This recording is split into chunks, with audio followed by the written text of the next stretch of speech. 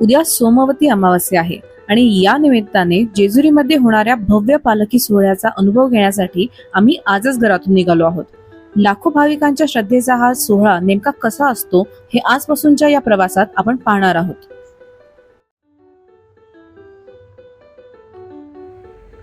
नमस्कार मंडळी, welcome to my YouTube channel. आजचा ब्लॉग अतिशय स्पेशल असणार आहे.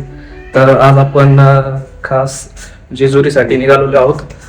जेजुरीला जाण्याचं खास कारण म्हणजे उद्या अतिशय मोठा दिवस आहे, सोमवती अमावस्या आहे. तर याचं खूप मोठं महत्त्व असतं. तर मित्रांनो, उद्या सोमवती अमावस्या आहे आणि या निमित्ताने जेजुरीमध्ये एक भव्य पालखी सोहळा असतो. तर या सोहळ्याचा अनुभव घेण्यासाठी आणि गर्दी टाळण्यासाठी आम्ही आजच निघालो आहोत. चला तर मग जेजुरीला. या पहिल्या भागामध्ये आपण घरातून जेजुरी पर्यंतचा प्रवास, सोमवती अमावस्येचं महत्त्व, जेजुरीचं धार्मिक महत्त्व आणि या सोहळ्याविषयी काही खास माहिती जाणून घेणार आहोत.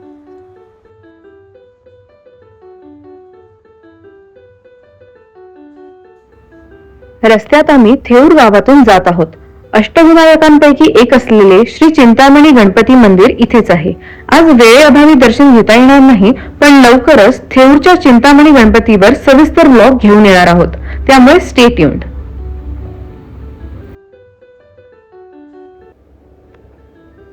घाटातील वळणावळणाचे रस्ते आणि सभोवतालचा निसर्ग प्रवास आणखीनच खास बनवत आहेत. आता आपण जाणून घेऊया की सोमवती अमावस्या म्हणजे काय. जी अमावस्या सोमवारी येते त्या दिवसाला सोमवती अमावस्या असं म्हटलं जातं. हिंदू धर्मात हा दिवस अतिशय पवित्र मानला जातो. या दिवशी स्नान, दान, पूजा आणि देवदर्शन यांना विशेष महत्त्व असतं.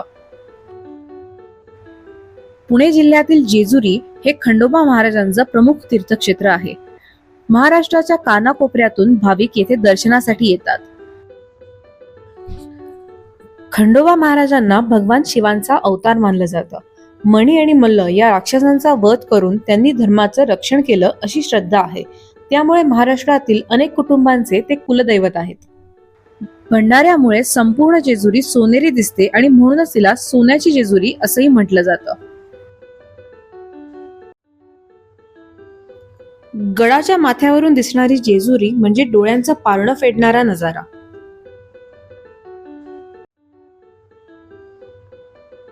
भंडाऱ्याने न्हाऊन निघालेली जेजुरी आणि दूरवर पसरलेला हा नजारा खरंच मन मोहून टाकणारा आहे.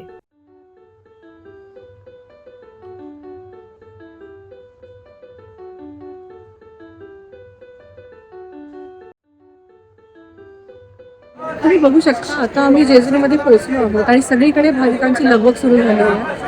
पालखी सोहळ्याची तयारी जय्यत सुरू झालेली आहे आणि खरा उत्सव भव्य पालखी सोहळा तुम्हाला बघायला मिळणार आहे पुढच्या ब्लॉग. तर त्यासाठी पुढचा ब्लॉग नक्की बघा.